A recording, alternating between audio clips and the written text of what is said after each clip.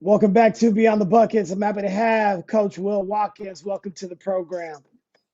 Thanks, Chris. Thanks for having me. Well, I'm so glad we finally got on. We've been talking about this for a couple of weeks now, and we are on today. So we're getting ready for basketball season. We start practice tomorrow. I know I'm excited. I know you're excited. But before we jump into all that, why don't you give somebody or the listeners a fun fact about yourself that most people don't know about you? Oh, wow. Okay. Fun fact. Um, I spent 2 years in art school in college. I went to the Academy of Art for a couple of years. Yeah. Once they told me that advertising was 60 hours a week plus, I decided it wasn't for me. But I'm still being able to use those skills even to this day in a lot of different ways. So. And what type of art? Are you graphic design? Are you Yeah, so graphic design and advertising just in general. Learned a little video editing as well. So, skills that I definitely utilize now. wow, I didn't know that. And those were all those cool graphics are coming from then from Bay City, huh? A lot of the times, yeah, the majority of those are me. That's good. Well, I didn't know that. One of the things that I would have loved to do, I used to love to cut and edit videos. So my wife and I, when we first started dating, I would cut up a lot of videos and we could watch those from our trip and put it to music and things like that. So video editing is something that I always really wanted to do and I've always been passionate about, but it just takes a lot of time and I don't have a lot of time because I'm Right, doing a bunch of different things, but I always thought that was really cool. for sure, for sure. It certainly takes a lot of time. I'm trying to be specific about the projects that I spend my time on because you just go down this rabbit hole, especially if you're passionate about it, and you just next thing you know, it's 3 a.m. You're like, wait a minute, I gotta go to sleep. I got things to do Yeah, for sure. tomorrow.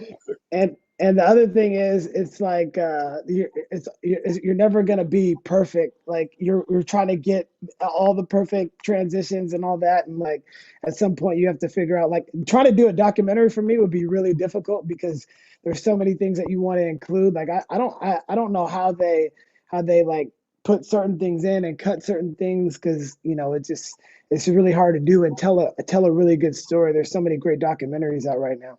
No, for sure, for sure. It's definitely storytelling, for sure. So Why don't we give everybody a quick 2-minute rundown about who you are and where you grew up and kind of how you became the person you are now? sure, sure. Born and raised in San Francisco. Um, went to private Catholic school my whole life. Went to St. Anne's in the Sunset, K through 8, and then went over to Archbishop Riordan for 4 years. And so, sometime I grew up playing basketball just kind of in the neighborhood. I was raised by my great aunt and grandmother, so there wasn't a lot of resources for me to like play AAU and do all that kind of stuff. So just playing on school teams and whatnot, and had no idea what I was getting into going to Reardon in terms of the level of athletics and whatnot. Um, so didn't have much of a career in high school actually, but once I was struggling to make the team. I decided, well, hey, maybe I should start coaching so I can learn more about what it is I need to do better, and it might help me be a more productive player in the program. Right. Um, so I started coaching when I was 16, just coaching my little brother's CYO team, and I never left. I never left, and so uh, it allowed me to be a much obviously better player as well, just understanding exactly what all these coaches have been talking to me about all these years, right? Turning that into having to teach others about it. So that was great. And then just kind of kept pursuing down that road. My cousin graduated, excuse me, my brother graduated from school, and my nephew came along, and I was coaching his team, and then I kind of fell into it there. And now I've been at Reardon coaching. This is going to be my ninth season there. Rich Buckner hired me to coach the freshman B team 9 years ago. And, he was there a few years, and then Joey Curtin took over the job, and I was fortunate enough to be retained as part of the staff. Was coaching the freshman A's and then the JVs, and then back to the freshman A's, and meanwhile running the Bay City side of things.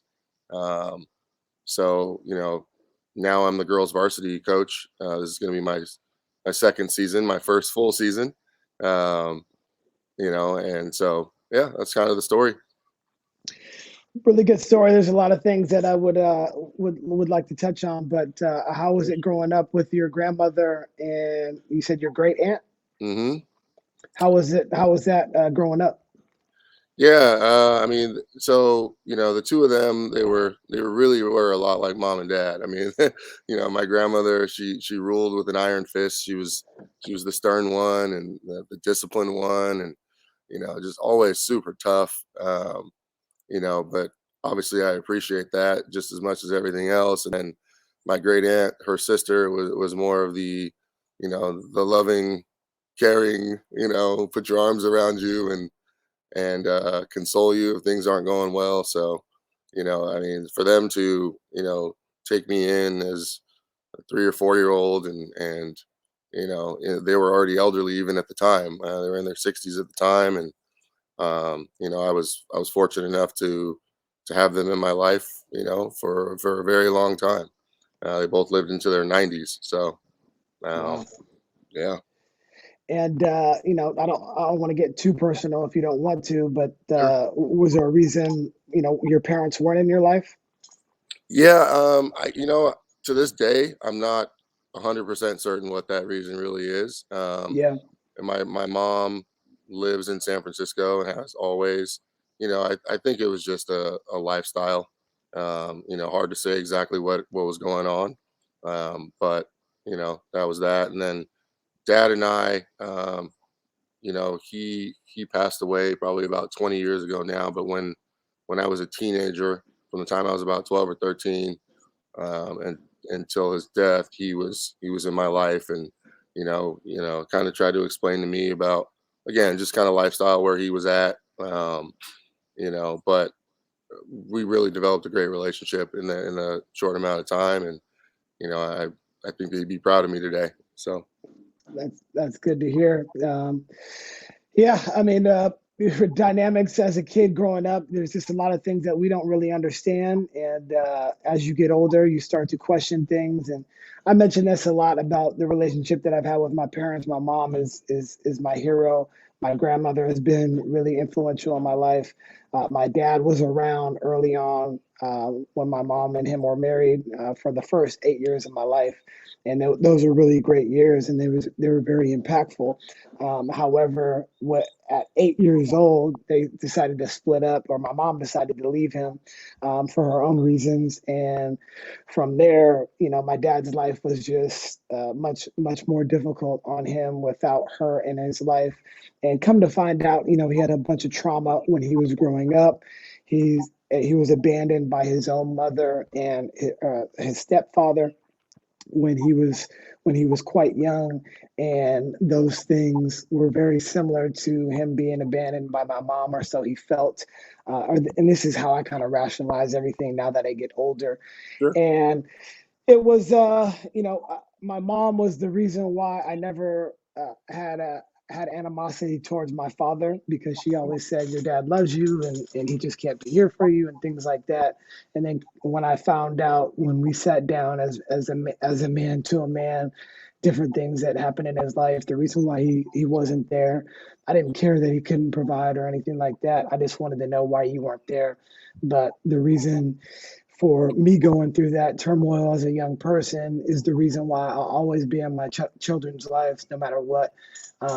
And I firmly believe I needed to go through that difficult period. And my mom made it actually very easy on me growing up. So I never really talked about that with people before, but this platform and this podcast has allowed me to be a little bit more vulnerable which I think has been healing for me and hopefully healing for other people.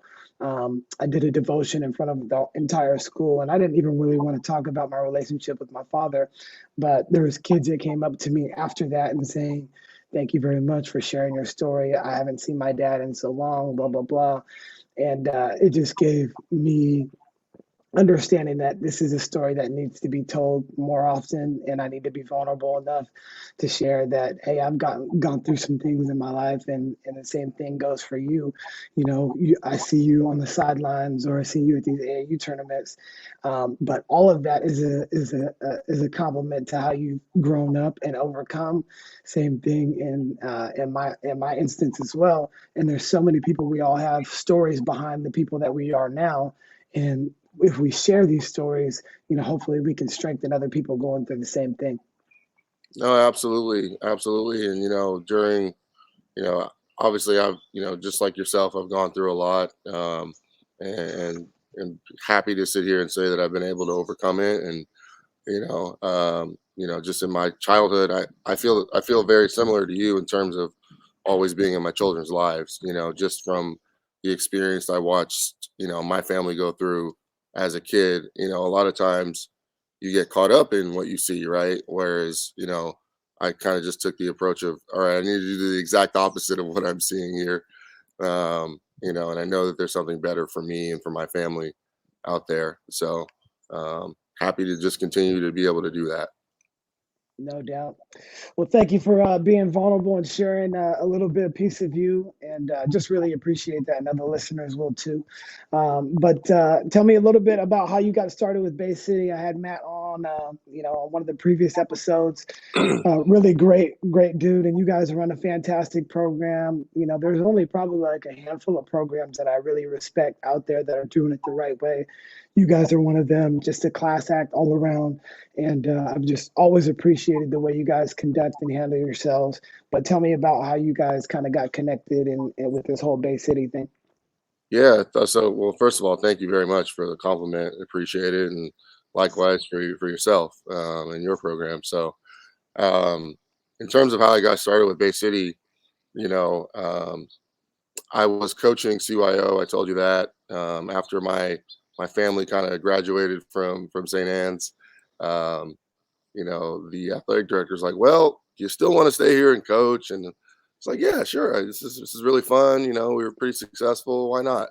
And she's like, "All right, well, what team do you want?" And I'm like, "Oh, just give me the third graders. Like let's just start over and build a group here." And so there was a kid in that class by the name of James Chun, um, and so he, kind of started sparking, just really passionate. He was really passionate about playing, and as we started kind of coaching a little bit and being more successful, he's like, "Coach, what do I do if I really want to improve and get better and play at a higher level and develop my skills?" And I said, "Well, one of the things you got to do is you probably got to get on a club team, on an AAU team."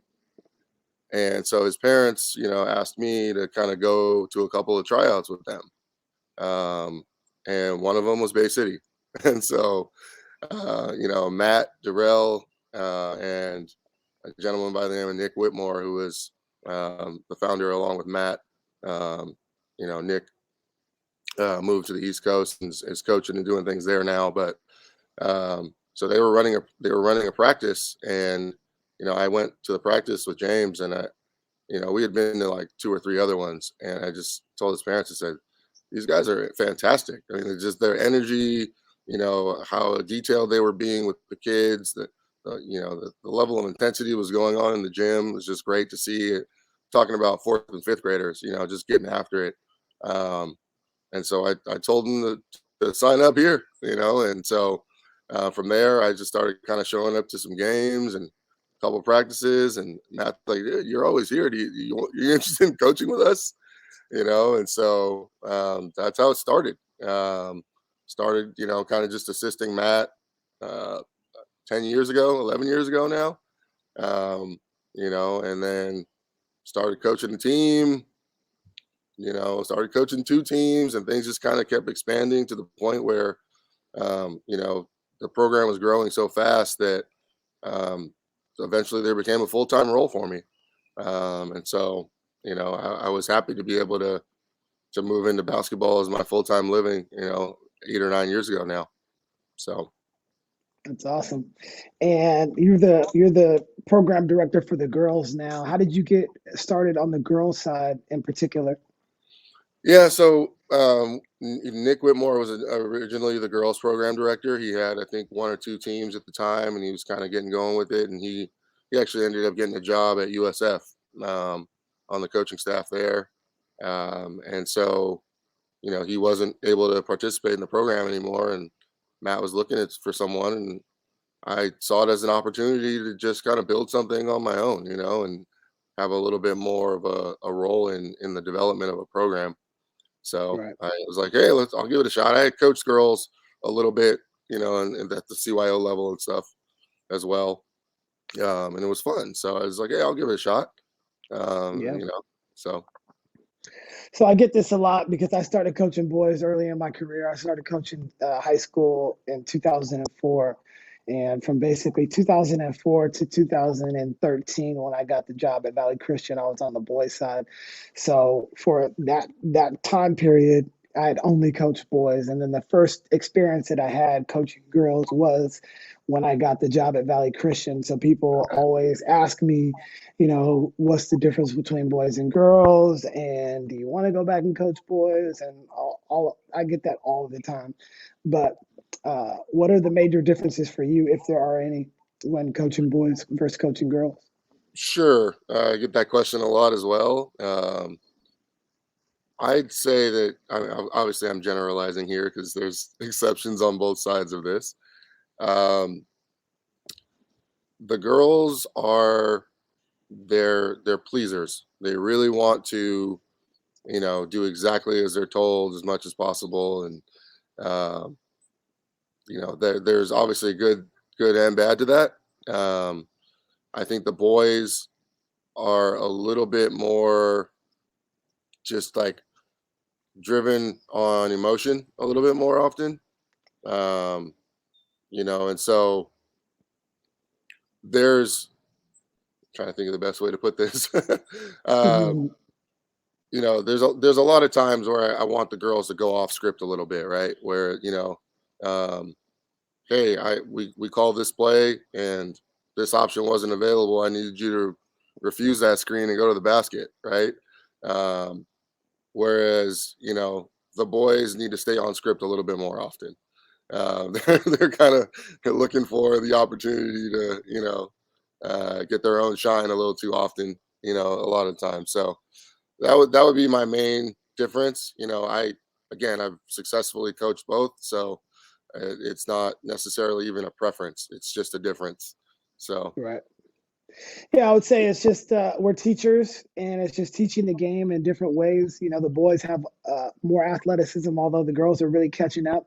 And then the girls' game is in particular, they're like still in the infant stages as far as like progression. Men's basketball has been around for such a long time. Women's game came several years after that, and so we're really in the golden era, in my opinion, of women's basketball. You look at the size and athleticism in the WNBA. You look at the size and athleticism in high level college basketball. It's just really creating some dynamic players, skill development, and playing year round has really helped. I think also on the girls' side, there's a lot of tall players that only play volleyball, so that really takes away from a lot of the players that could play basketball. Same thing. There's a lot of girls that play soccer, but the three major sports in the United States, which is football, basketball, and baseball, they don't play in the same season. Well, soccer, club volleyball, and basketball all play in the same season. So now there's a smaller pool of players that are allowed to play because they really can't play two high school sports at the same time and or a club sport. And you know how it is, like the club volleyball world, they want their players to be playing club volleyball during that time. So there's just a lot of factors that go into it. And it's a big sacrifice for girls to be playing sports. You have to really love the game because there's a lot of extracurricular activities that you're going to be missing out on. But as far as like the dynamics go, I think the biggest part is being more relational with the girls and understanding that they can trust you, and you're putting them in situations that are going to benefit not only them but the entire team. Like you mentioned, they are pleasers, and they need to go off script a lot more, in my opinion, as well, because I don't know where I got this from, a coaching clinic or a podcast that I listened to, but if you got something better than the play, F the play.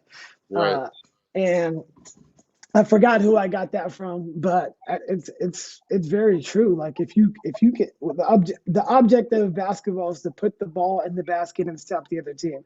Well, if we can put the ball in the basket and not actually run a play, we would much rather have that.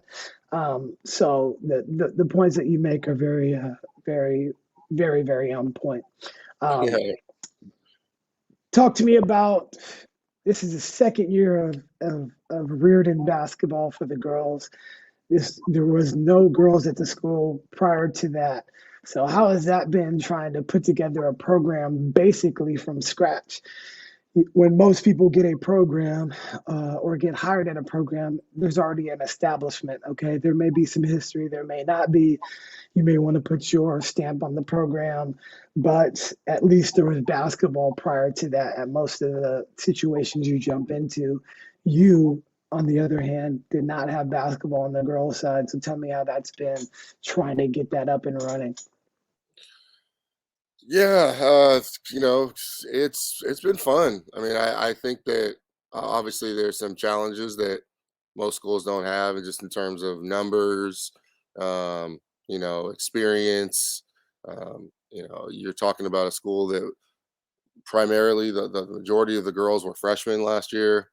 Um, so there's obviously some growing pains with that kind of stuff, and um, but you're also just setting.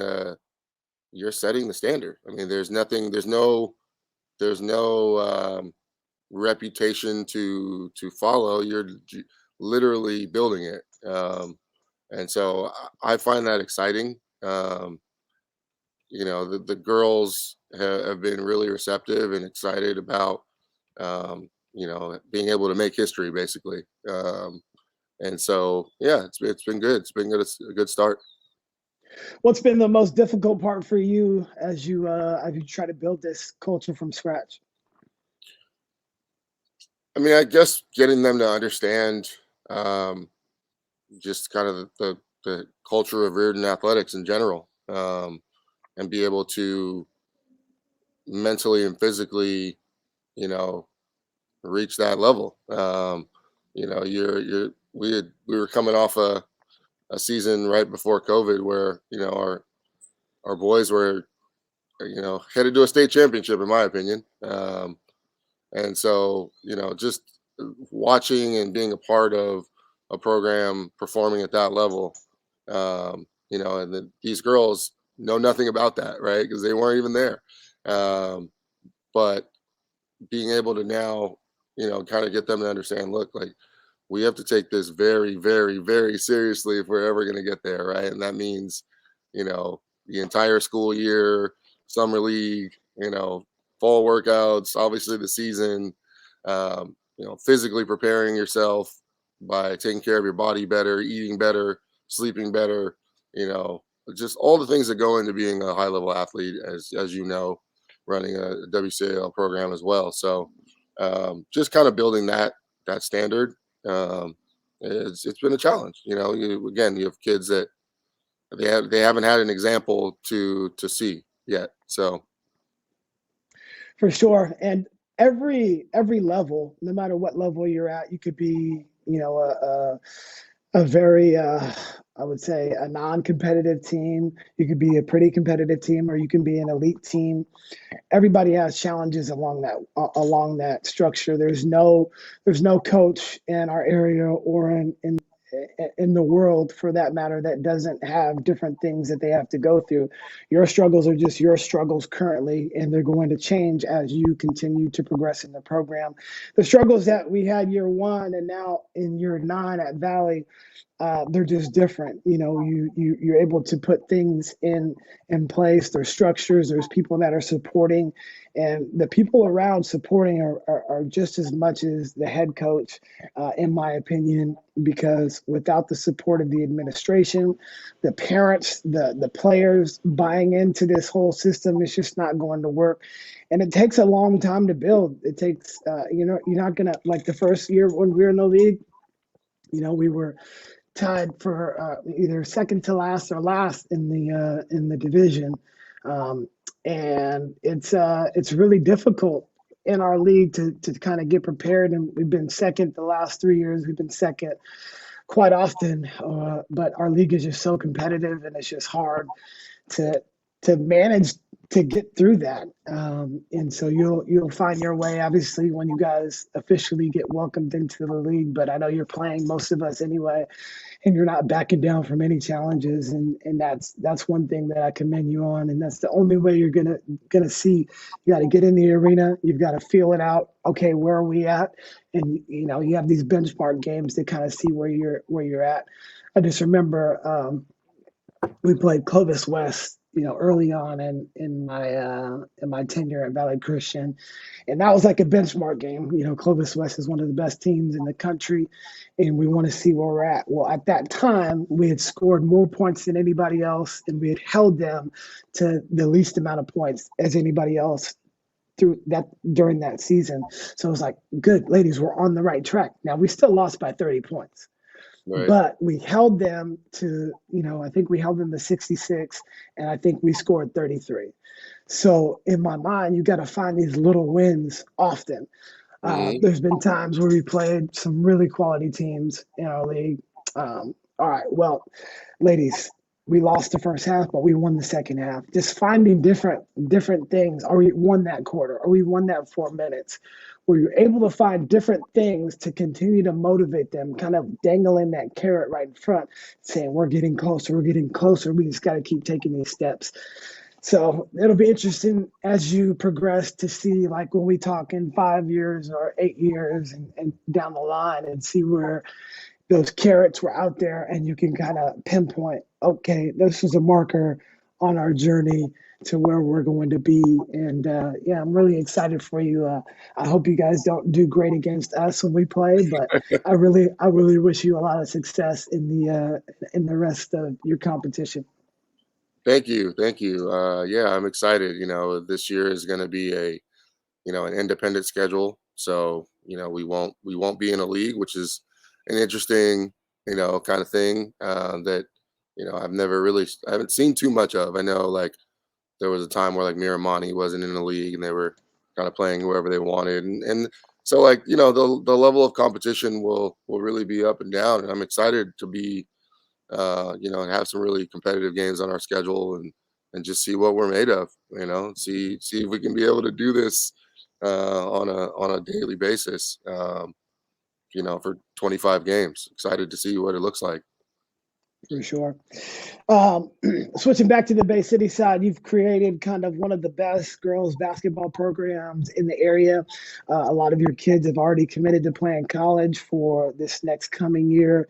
Your development system has been on point with any of the top programs in the area.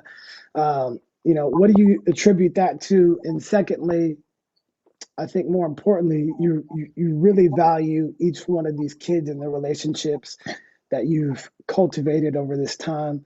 So talk about that piece too. So 2-part question.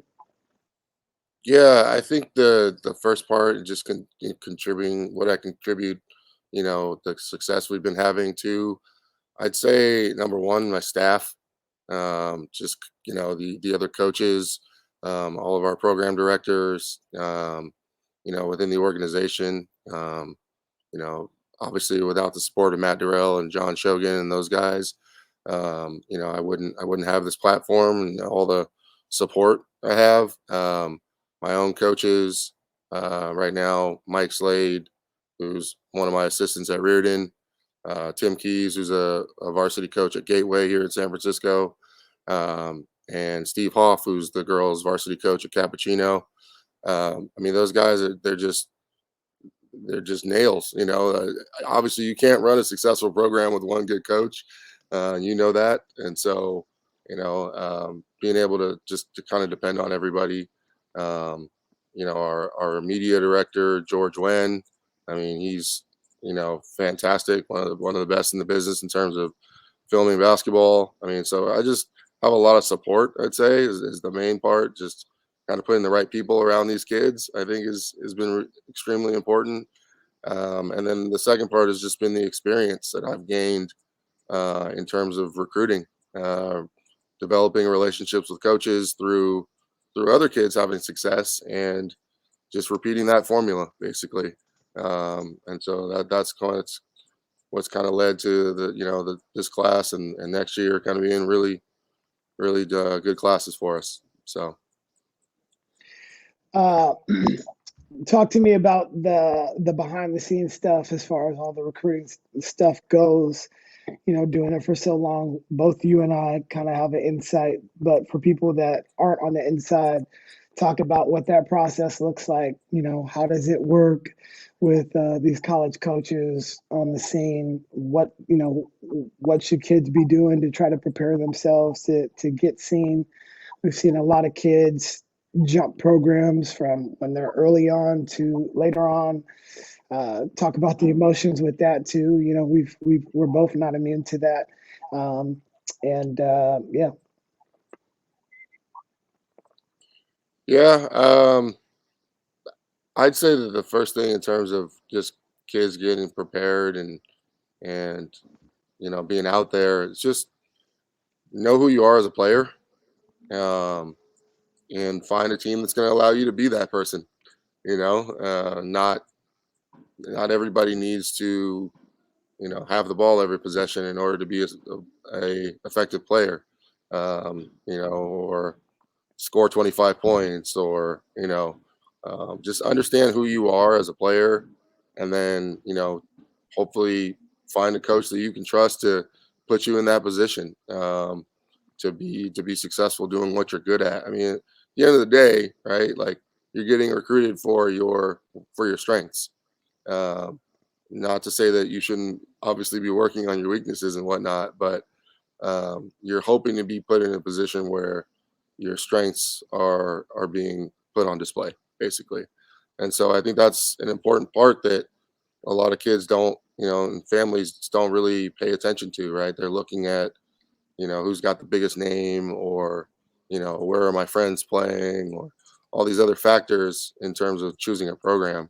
And I really think it's got to be about roster fit, and so and obviously the relationship with the coach, and so that's that part. In terms of the question about the behind the scenes with the coaches, I mean, the thing that everyone has to realize is that these coaches get paid to find players, so they're not going to miss very often. You know what I mean? If you're a certain level of player, they're not going to miss you. They're getting paid, pretty handsomely to find kids, and so you know, my job really is just putting the information in their hands, right? Here's the kid, here's their film, here's their phone number, here's their contact information. Giving them a good report from my end, and letting them build a relationship from that point. And so just communicating with them is pretty easy, again, because I have something they want, right?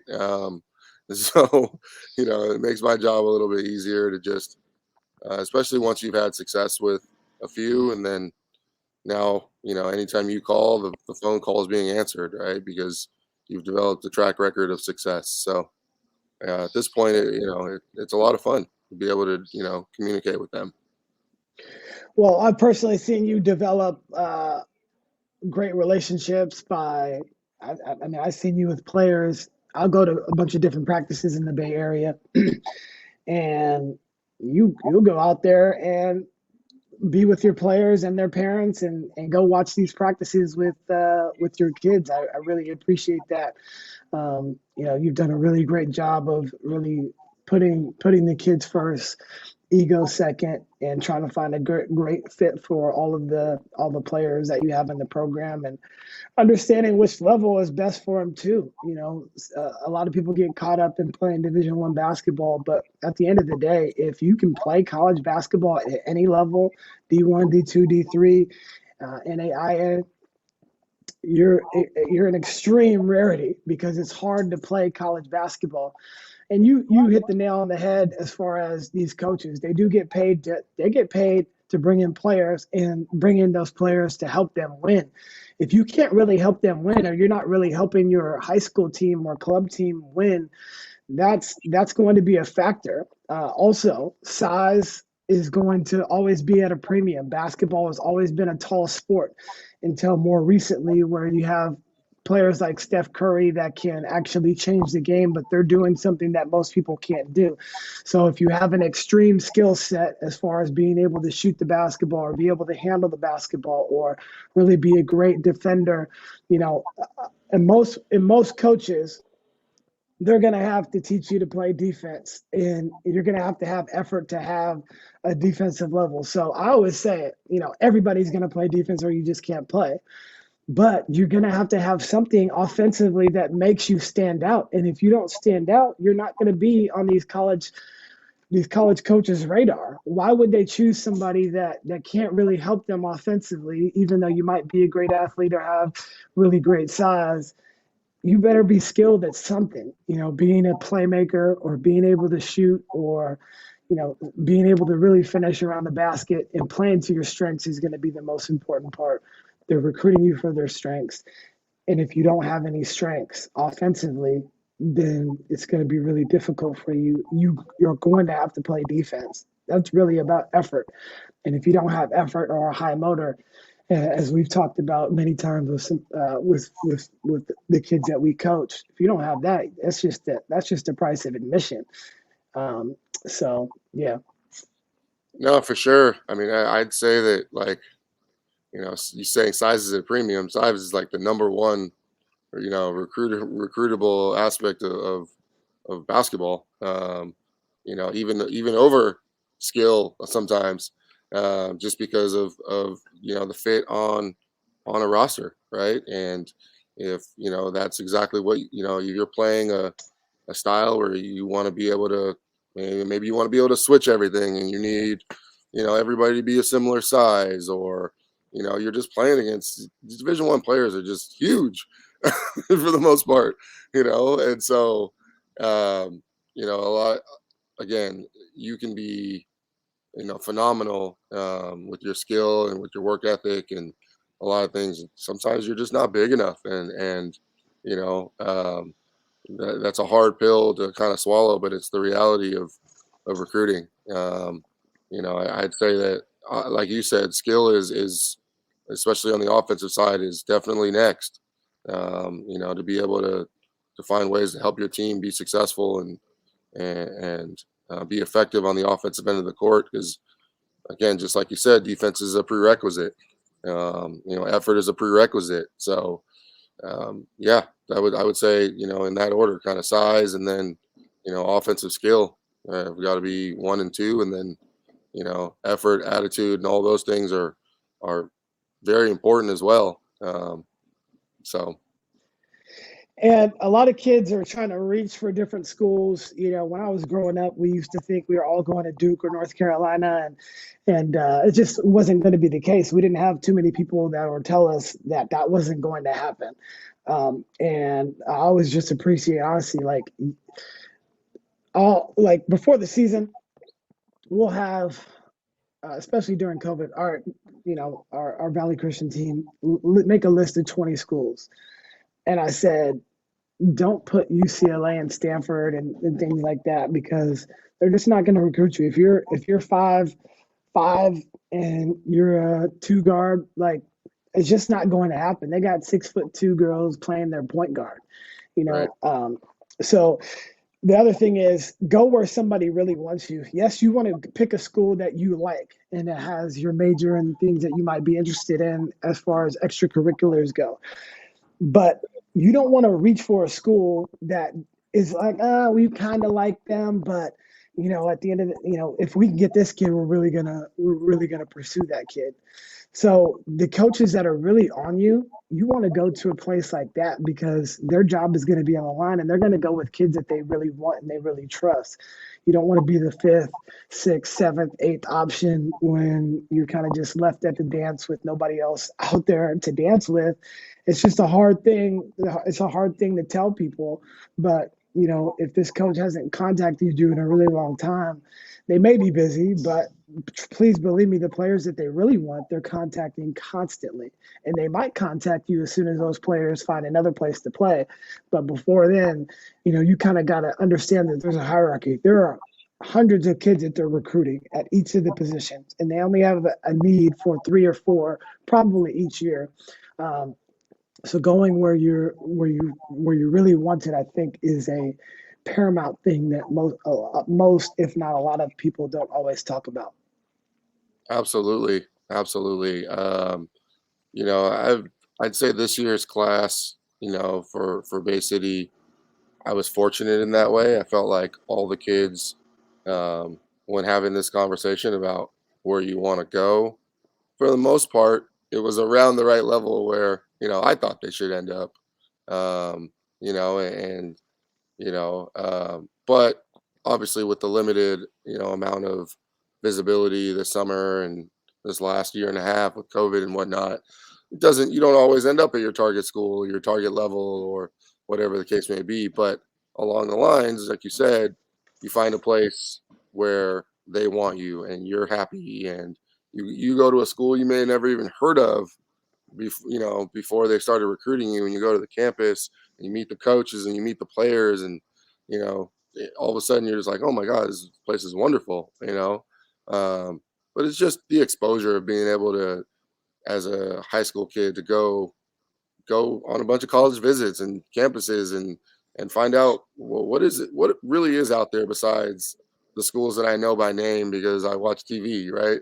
Um, and there's a lot of great schools, a lot of great schools, a lot of great basketball out there, for kids. And I think that, I've been really excited for these girls this year, and where they're ending up, and I think they're all going to be happy and do really well. So That's great. Um, Talk about the other side of things. We're both family men. We have children, wives. It is very difficult because we're often away from our family members. How have you tried to manage? Because it's just basically like a pie. You're cutting out pieces of the pie, whether it be family time or your club time or your high school basketball team. There's just a lot of different pieces to the pie. I'm curious to see how you manage all of those pieces because it's never going to be even. There's going to be give and take. I don't really think there is a work-life balance. You just have to have a life balance, in my opinion, and right. be able to manage all of those buckets that you have in your life. So how are you able to kind of put all of these things together to complete your pie? Well, there was a long time where I was not doing very well at all, to be perfectly honest. I spent pretty much every waking moment, trying to improve some sort of basketball in my life, whether it was, with my club program or my high school program, and you know, it just didn't go very well, on the family side, and so I had to kind of take a step back and look at, what I was doing and how I was going about it, and make some changes. And so I'd say the last, 5 years or so, I've been doing a much better job, I think. Um, my daughter is about to be 6 next week, um, and so pretty much like, from the time she was able to kind of walk and do things, I've really been trying to, be around a lot more, and watch her grow up, and be better in terms of spending time with the family, and it's been going a lot better, in terms of what sacrifices I make. Yeah, like, I'm running a program, and so there was a time where, right now we have like, generally in a season we have 8 to 10 girls teams, right? And so I was trying to be at every practice and, be really hands-on in developing the coaches and all of those things. And there was certainly some benefit in that for the program. But, now can't do it. Just can't spend a lot more time, you know, basically coaching one or two teams a season during the spring and summer.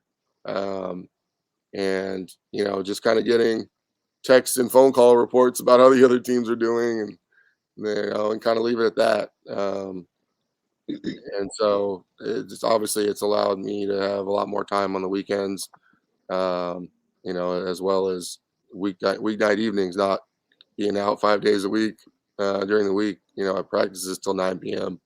So just making some sacrifices there, but um, it certainly helped my family life a lot, and I'm excited to see where it continues to go. Yeah, it's been very difficult, especially when you're coaching other kids and you have kids yourself. What we've tried to do, well, the good news is my wife was kind of brought up into this. So when we met, 12, 13 years ago, I was already coaching club basketball. I was already doing top flight and coaching high school basketball. So she's been in the mix from day one. It wasn't like it was a surprise, like this is brand new. She knew she was marrying a coach, and she's been very, very, very supportive throughout that entire process. The good news about her is she also has a lot of things that she likes to do that she's passionate about. She is a nurse for her profession, but she also runs her own fitness business. And she's a personal trainer and does that sort of stuff on her own. Outside of that, she has a lot of friends that she will, go meet up with and things like that. We've also brought her along on a lot of the tournaments where we can bring them like for a mini vacation with when we bring the kids, and she might bring her mom to help out with the kids as well. I try to integrate my family in as much as possible. Like when we do our retreat for Valley Christian, they're with me the entire time. I think it allows the players to understand that coach has outside influences, that he's in charge of. He's the head of his household, and they get to see that. They get to see me be vulnerable around my kids, where I'm hugging and kissing them, and I think that's important for children or young people to see that, hey, this person is dedicating a lot of their time and effort and energy into us. So the least we could do is make sure that we, work hard and do all those things to help benefit the team, because they're doing a lot. That's the one thing that I hope kids understand is like, hey, we're these people are doing a lot for us, and they don't want anything in return other than the fact that hopefully we become better because they've been around us and been in our program and things like that. The other thing is we started practicing in the mornings for Valley Christian every other day. Hmm. So we'll practice 6:30 to 8:30 in the morning before school. And so they have the rest of their evenings, and we have our evenings selfishly as coaches, but it's worked out well. We've done it the last seven years. It has worked out extremely well getting them home. They now have more time for homework, stuff like that. If it's a game day, we could just have the shoot around in the morning, and we don't have to do it, before, after school or stuff like that. So that has been a hack that we've been blessed to do, and Valley Christian has supported us in doing that. So that's been really cool.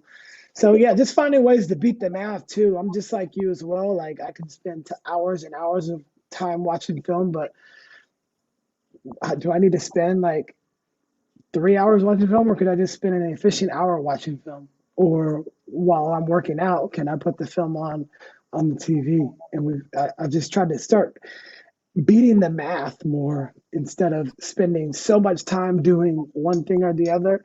It's being more efficient with my time. So when I get home, hopefully I don't have to pick up my device or my phone, because I just want to be present with the family because I've done all the other stuff prior to that.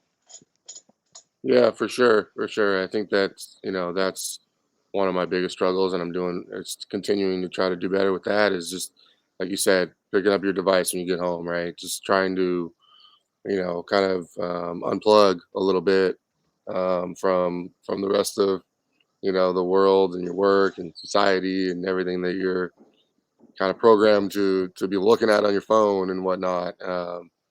To just like you said, being present. I think it's super important, and just trying to continue to grow in that area.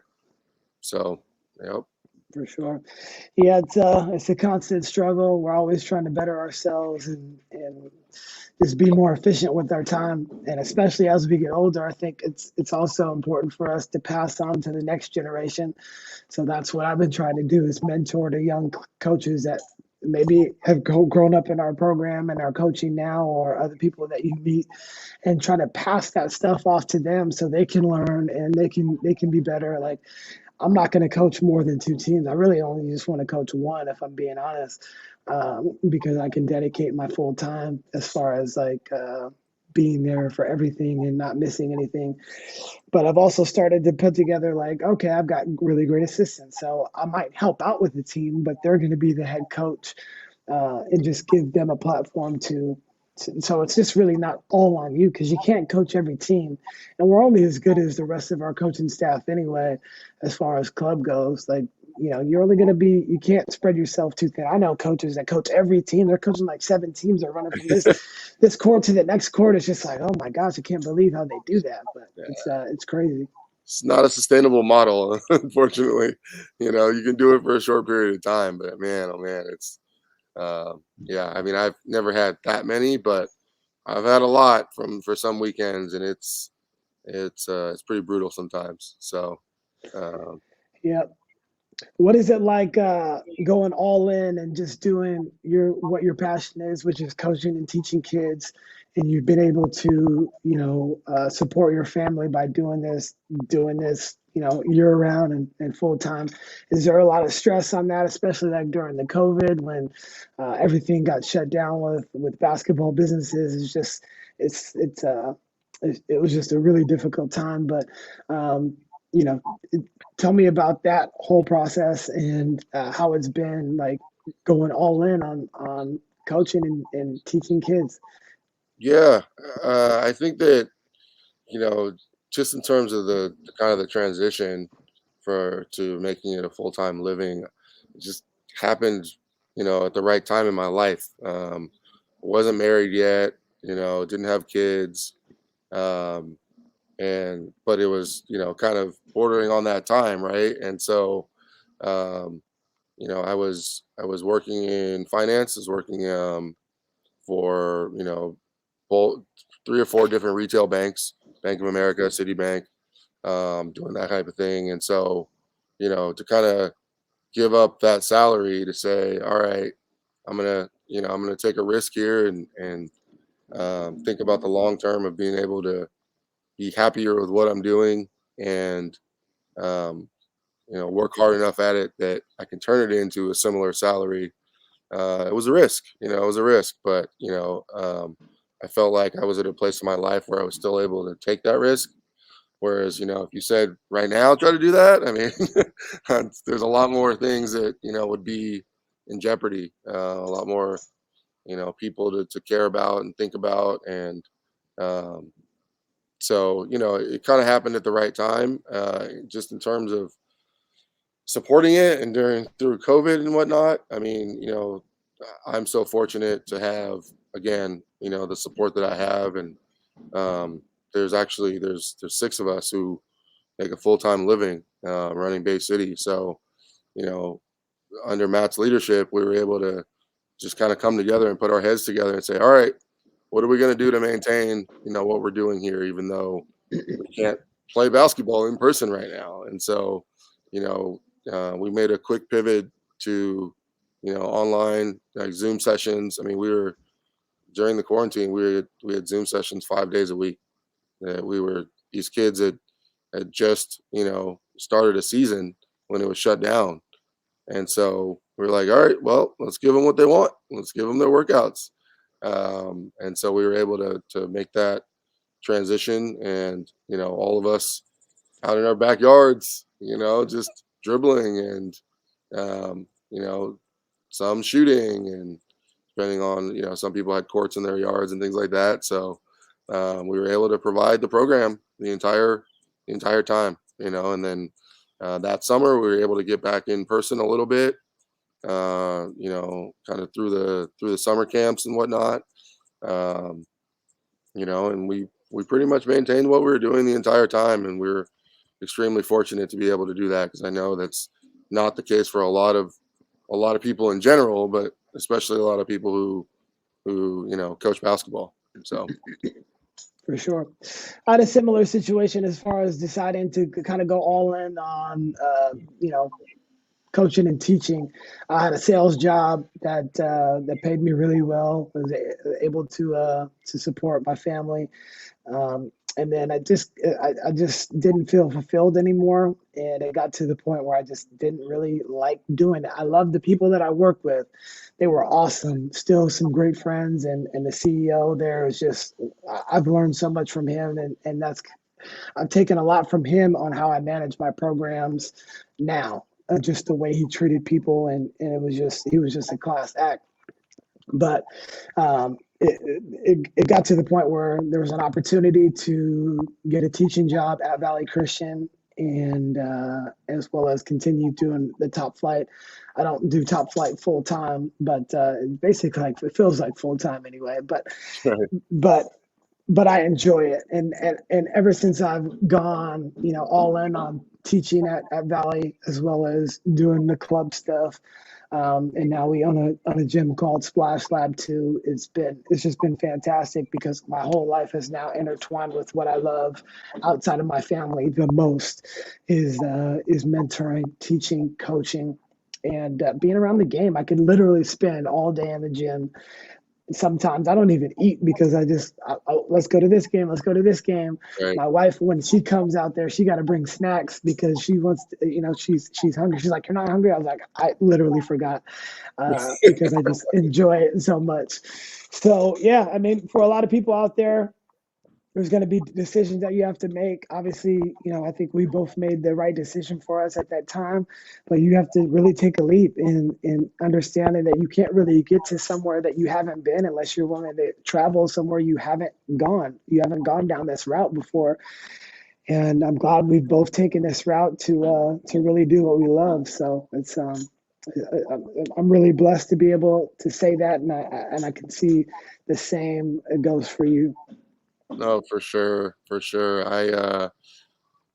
You know, what you're passionate about is generally the most sustainable, um, throughout life. And so that's just kind of the thought process I had in the decision. It was just like, what's it going to look like 10 years from now, or 15 or 20 years from now for me, um, doing something that I don't really enjoy that much.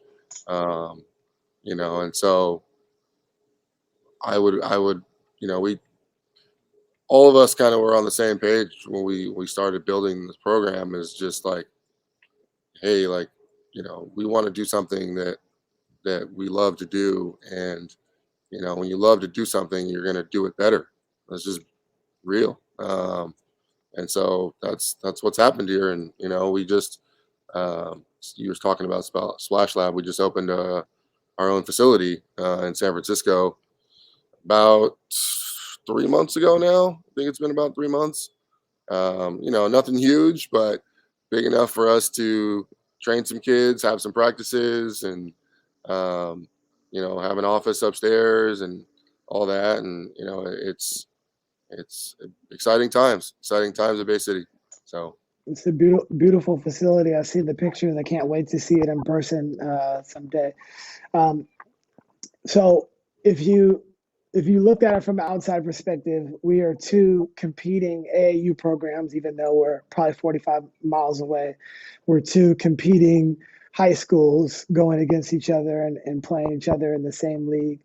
But we can have these really open conversations that are respectful, and we have mutual respect for one another.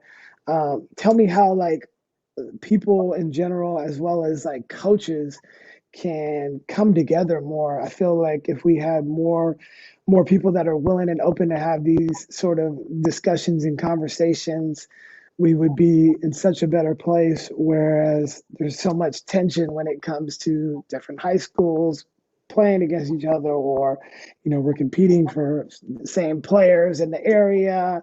We're competing in youth tournaments. Our teams just got done playing each other a few weeks ago at multiple different levels, as far as like club basketball. I just feel that there's this divide between certain programs and coaches that I don't really think needs to be there.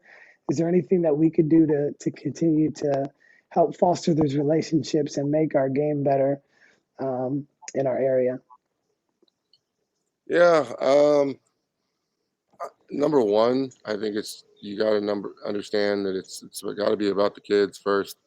I think a lot of times um, coaches and directors, they just get caught up in other things, whether that's the reputation of their program or their own personal ego or whatever the case may be. And it's just got to be about the kids first. So I'd say that's the first thing, um, and just understanding there is competition in your area. There's just so many people here, right? So many people, and therefore there's so many club teams and schools and all that, and um, you don't really succeed without competition. Personally, that's my kind of view on it. Um, obviously you want to be one of the best or the best if you can, um, but that's not always in the cards. And so you want to just go out there and be as competitive as possible in terms of that stuff. And then I think the last part, and the more I grow, kind of as a coach and director, understanding is just negative recruiting is not necessary. It's not Mm-hmm. necessary. Whether that be a club team or a school, just having anything negative to say about, someone else or another school or another club program or whatnot is it's just not necessary. I think, you should kind of just let your own reputation speak for itself. So, That's a fact. Uh, don't talk down upon other programs where you don't know what's really going on with their program. I always try to speak respectful about any program because I just don't know what's going on. If you've ever talked to me, you probably know that. I know you never talk bad about any other programs, and I've always been I love competition. I think it can bring the best out of you if you use it the right way, but it can also bring the worst out of you when you're overly concerned about what somebody else is doing. And I don't really want to quote LeVar Ball, but I will: stay in your lane. Like I'm literally, when I think about different programs or anything like that, I got blinders on as far as I don't really care. Like, I respect what you guys do, but I'm not really focused on, oh, what are you guys doing? Like, we're running our own race. right. And you can have mutual respect for somebody else and not focus on what they're doing. And when you do it the right way, your reputation really speaks for itself, and that's the reason why I believe both of our club programs have been around successful as long as they have. With if you took top flight in Bay City, you'd probably say that those would be at least two of the top boys and girls programs in the entire area, if not top five, if not top three, because I think we've all done it the right way.